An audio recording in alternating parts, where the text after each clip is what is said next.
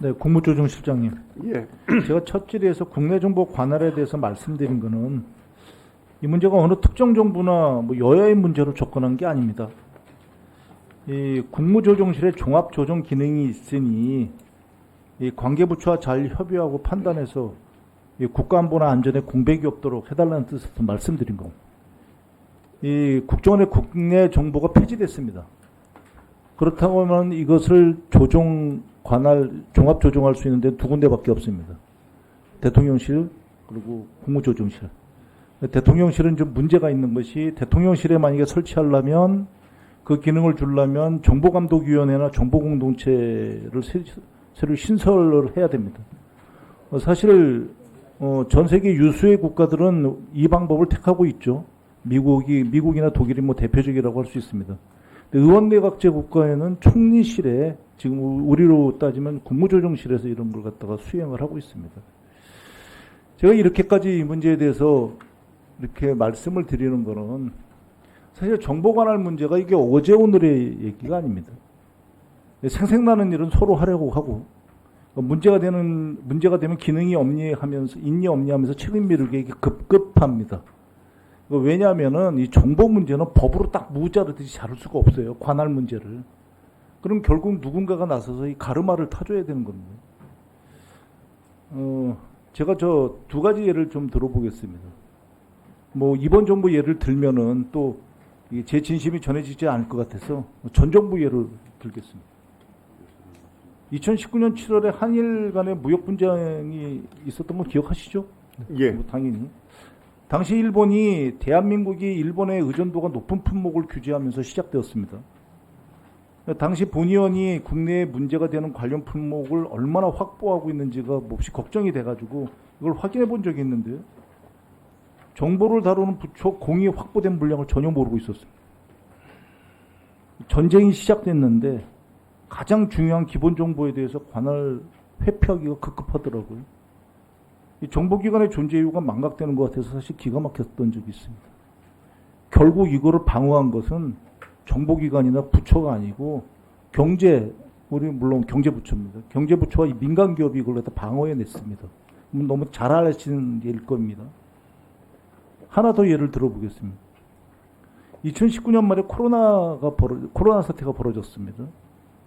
초기에 전 세계는 마스크 확보에 사활을 걸다시피 하고 있었어요. 그죠?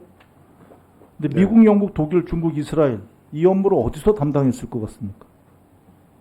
뭐 예상했겠지만 코로나 사태를 국가 안보를 위협하는 최우선 과제로 상정하고요. 정보기관에서 공식적으로 담당을 했습니다. 이 정보기관에서 담당하는 이유는 사실 간단합니다. 이게 급하면은 탈취를 해야 되는 거거든요. 실제 그런 일이 벌어졌습니다. 미국이 가장 우방국인 독일에 마스크를 갖다가 했다는 것이 유력한 거 아닙니까? 우리나라는요. 당시에 정보관할이 어땠습니까? 당시에는 국가정보원의 국내 정보 기능이 있었을 때입니다. 그런데도 관할 회피하기 바빴거든요. 이번 정부는 지금 저 국내 정보가 국정원에 없습니다. 뭐 예를 갖다 더 들지 않겠습니다. 도감청 문제 같은 게 한번 처리 과정을 한번 보십시오. 그 문제가 매끄러하게 관할이 해결이 됐는지. 보면은 제가 말씀드리는 거는 국무조정실장께서 이 수장이 되든 아니면 청와대 대통령실과 긴밀한 협조를 통해서 이 도상 연습을 하셔야 됩니다. 이 두 기능에 지금 분명히 구멍이 나 있거든요.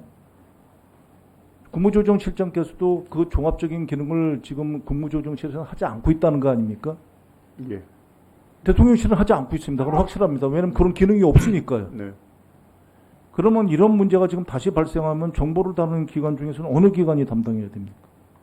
예를 들면 해외나 국내가 중첩이 된다면 이게 국정원에서 다루어야 되는 게 맞습니까? 아니면 그럼에도 불구하고 국정원에는 그런 기능을 쓰면 절대 안 되기 때문에 외교부에서 다뤄야 됩니까? 뭐 관계업체가 협력을 해서 다뤄야 되는 문제. 그렇습니다.